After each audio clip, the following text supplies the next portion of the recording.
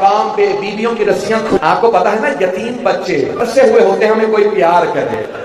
جیسے بیوی کی رسیاں کھلی اور جناب سکینہ کو عادت تھی مولا حسین کے سینے پہ سونے کی، مولا حسین کی گود پہ بیٹھنے کی، تو کیا کیا، جیسی رسی کھلی جناب سکینہ دوڑ ہوئی مولا سجاد کے پاس گئے،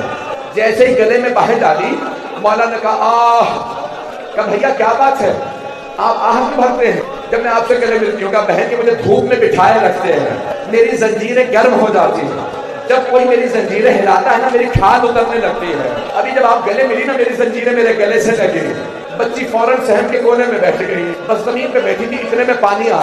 جناب زینب نے کہا سب سے پہلے سکینہ کو پانی پلا دو، یہ سب سے چھوٹی ہے، بی بی نے ہاتھوں میں کوزہ لیا، پانی نہیں پیا، کوزے کا پانی مولا سجاد کی زنجیروں پہ ڈالا، مولا نے پوچھا بی بی کیا بات ہے، آپ زنجیروں پہ کیوں پانی ڈال رہی؟ کہا بھیا ابھی آپ ہی نے تو کہا تھا زنجیریں گرم ہیں، زنجیروں کو ٹھنڈا کر رہی ہوں۔